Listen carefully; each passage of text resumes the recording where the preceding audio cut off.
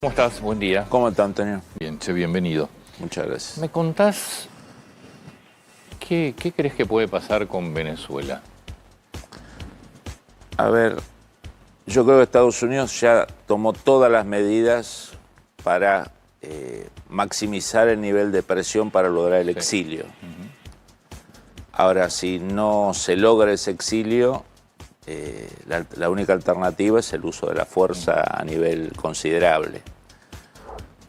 No solo por el despliegue, nunca hubo un despliegue así. Yo te diré del 62, la crisis de los misiles, algunos dicen que es Panamá 89, pero yo creo que estamos más cerca del despliegue de la famosa crisis de los misiles del 62 en Cuba.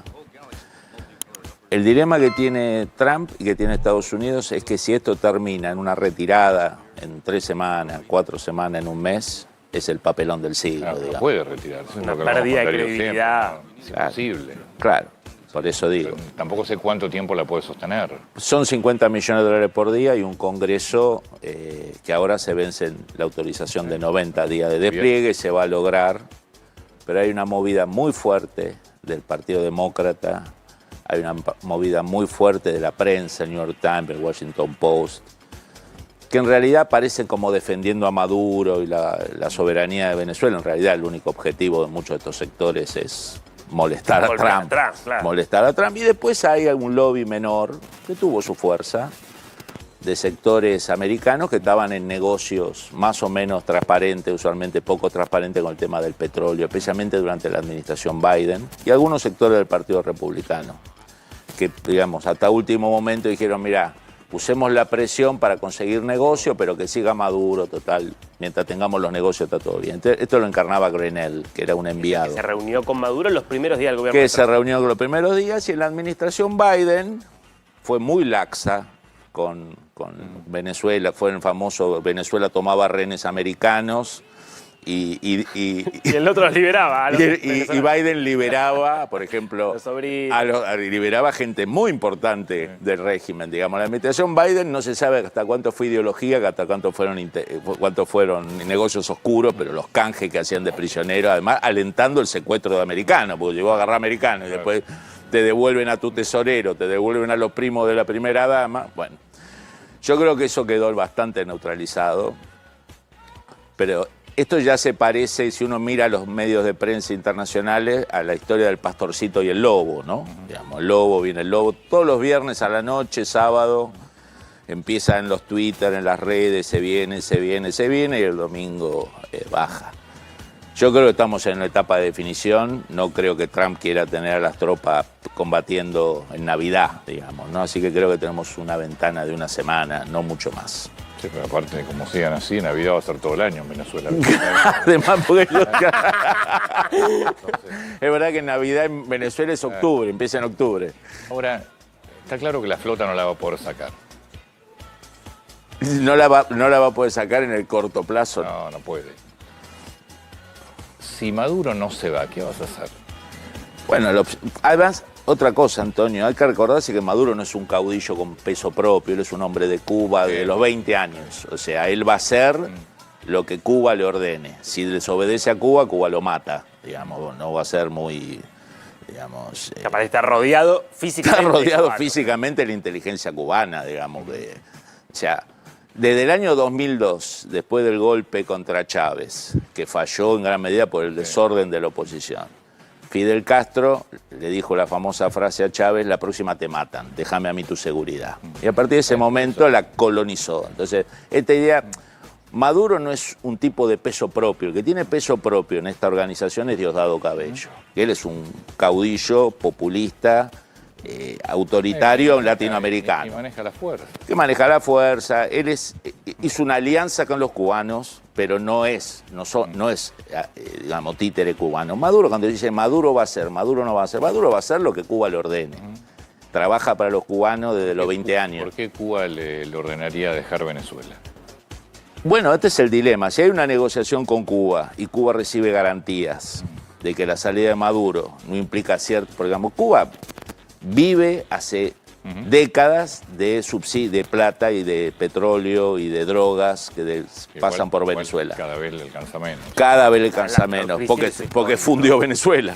pero digamos, pensá que desde hace 30, casi 25 años, recibe 110.000 barriles, en blanco digo, no digo todo el negocio de droga, todo lo ilícito, digo en blanco son 110.000 barriles de petróleo diarios. Multiplicarlo por 60, por 80 o en su momento $120 o $100, eso es lo que le entraba por día desde Venezuela a Cuba, y Cuba después lo revendía, porque nos consumía los 100.000 barriles. O sea, y a eso agregale los negocios ilícitos, el tráfico de droga. Venezuela vino a reemplazar a la Unión Soviética. Sí, correcto. Digamos. Entonces, todavía Venezuela le resulta, digamos, como un abastecimiento de recursos. Por ejemplo, Venezuela paga 50.000, 60.000, 70.000 médicos cubanos. 7.000, 8.000 dólares cada uno, que no lo reciben los médicos, lo recibe el régimen cubano, y así podemos seguir con los negocios. Entonces, Cuba, si no hay una negociación de fondo con Estados Unidos que a Cuba le garantice de alguna forma que esto no termine en un precipicio, digamos. Difícil con Marco Rubio atrás eso, ¿no? Difícil con Marco Rubio atrás, ¿no? Yo creo que la orden de Maduro te vas a quedar, y si te querés escapar, ahora, no te van a Fabián, dejar. Supongamos que no existe esa negociación, que no hay una salida negociada y que entonces hay algún tipo de intento de descabezar por la fuerza al régimen. Dos escenarios ahí, contame qué probabilidad le asignas a cada escenario. Escenario A, caída la cúpula, se reorganiza la Fuerza Armada y apoya a un gobierno de transición de Edmundo González Urrutia, que es el escenario que todos nos gustaría. Escenario B, como cuando se descabeza un cartel, todo se desorganiza en pequeños carteles, guerra civil, conflicto.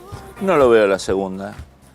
Primero que todo porque las Fuerzas Armadas venezolanas no tienen una mística ideológica. Digamos, vos cuando durante 20 años metés a la Fuerza Armada en negocio, en política interna, en apalear gente, la mística de esta idea de mantengamos no es el fuerte.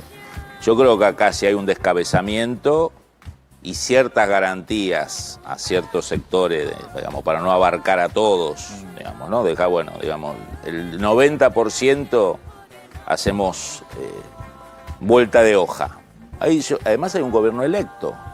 Digamos, acá no hay un vacío, acá hay una persona que en elecciones que ellos mismos convocaron, ¿no? Y perdieron, ¿no? Un tipo que sacó más del 60% de los votos. Hay una líder carismática como Machado.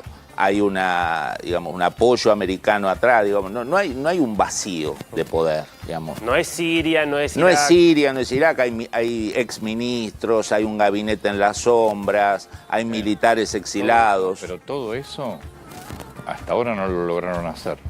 No, porque lo que digamos, estos regímenes autoritarios, especialmente cuando tienen atrás una matriz cubana o marxista-leninista, por más que Diosdado y los generales venezolanos quieran ser Scarface, vivir en Miami con una linda rubia en una mansión, pero digo, la estructura de seguridad de estos regímenes no es como el de Pinochet, el de Videla, las dictaduras de derecha, ¿no? Tienen un periodo, después se van, hay una transición. La lógica cubana o la lógica marxista-leninista del poder es no nos vamos más. Sí, correcto. Digamos, la estructura está para quedarse 10, 50, 70, nunca se piensa en la transición. Lo que hay son algunas concesiones tácticas para ganar tiempo. Entonces, acá esta idea de la transición ordenada a través de Maduro y de los cubanos, yo no la veo. Lo que puede haber es ciertas garantías a mandos militares altos, medios altos, que están con los cubanos por una cuestión de que están y se enriquecen de esa forma y es una alianza táctica. Pero no en la lógica de estos regímenes, especialmente la rama cubana del gobierno venezolano, no está esta idea de, bueno, sentémonos a pautar una transición. Por eso, como esta lógica no está, vos tenés que sacar a Cabello, si lo sacás a Cabello, sos a Maduro, obviamente. Maduro es lo la más fuerza, importante. digamos, Estados Unidos, si vos te fijás... Tenés que sacar la cúpula de las Fuerzas Armadas. Sacar la cúpula de las Fuerzas Armadas. Lo que vos saques a la cúpula de las Fuerzas Armadas no implica ni que los mates, ni que los encarceles. Vos podés, digamos... Pero ahí estás hablando de una negociación. No tanto una negociación, porque vos, acá a lo que a Estados Unidos le interesa es que se restituya el gobierno de Hernández y que los sectores enemigos de Estados Unidos, básicamente los cubanos y sus aliados Maduro dentro de las Fuerzas Armadas, no sigan conduciendo a las Fuerzas Armadas.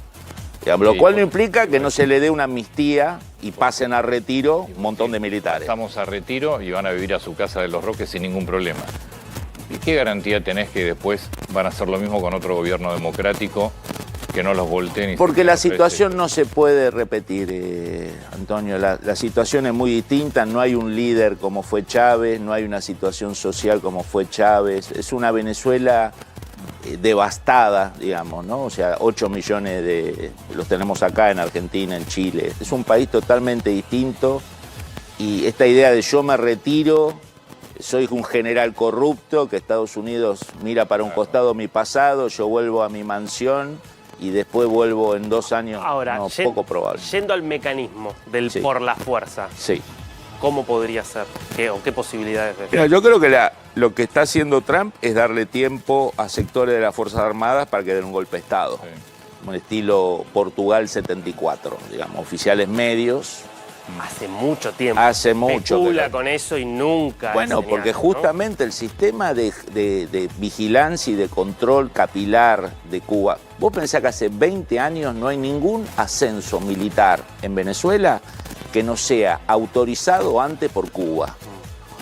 Digamos, Fuerte Tiuna, que es el fuerte principal, el headquarter, el cuartel general de la Fuerza Armada, está plagado de mandos cubanos. O sea, el control es absolutamente capilar. Y la inteligencia, Cuba no tiene agua, no tiene teléfono, no tiene internet, se le escapa a la gente nadando, pero si algo supieron montar con ayuda de los soviéticos en su momento, es un aparato de inteligencia. Yo no termino de entender cuál puede ser el método, porque evidentemente presionar y convencer a mandos medios... La sensación es que eso ya no ha... Por eso la alternativa es el uso de la fuerza. Digamos, ¿qué sería el uso de la fuerza? El uso de la fuerza son operaciones militares con unidades especiales terrestres que seguramente ya están desplegadas. Seguro. Y armamento dirigido primero a ciertas instalaciones que Estados Unidos pueda comprobar frente a su Congreso, que es muy importante, que son estructuras ligadas al narcotráfico, que son un montón. O sea, un montón, la mayor parte de las unidades militares están metidas en algún tipo de logística al narcotráfico, y apuntar, vos pensás que hay 5 personas que para la legislación americana son el equivalente a Bin Laden desde el 24 de noviembre. El jefe de la Fuerza Armada, padrino, Diosdado Cabello, el segundo, entre comillas, del poder, Maduro, un fiscal general y una persona más. Esas 5 personas pueden ser eliminadas como fue eliminado Bin Laden en Pakistán, ¿no?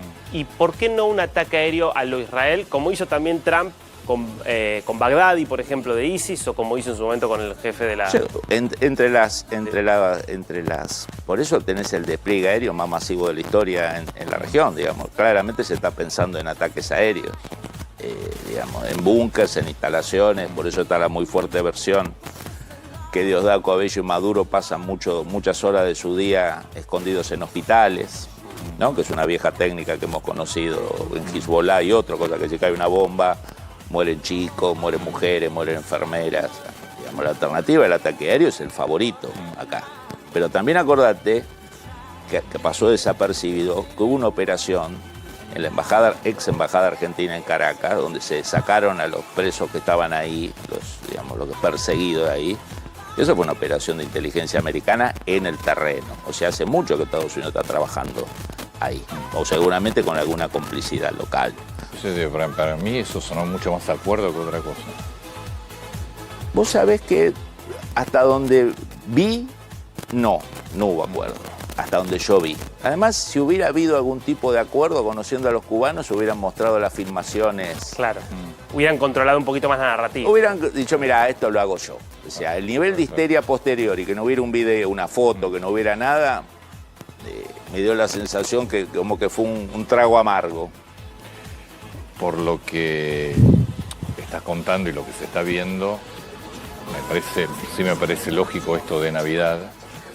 Estás casi en una inminencia en cuanto a tiempo. Sí, además mira, va creciendo la resistencia en el Congreso americano. Le han hecho este tema de acusar al secretario de Defensa de ordenar rematar, que tengo mi seria duda que haya sido verdad, pero que ya en los medios liberals americanos anti-Trump está esta idea de, bueno, se está empezando a decir, esto que estás cometiendo es un crimen humanitario, mandaste a matar a náufragos, ya hundiste 20 lanchas.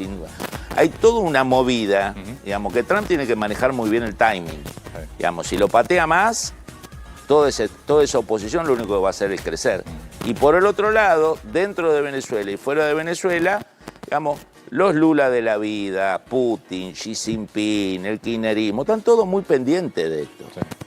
Digamos, si esto queda en la nada y en enero es un papelón terrible. Fabián, muchas gracias. Gracias a vos, Antonio.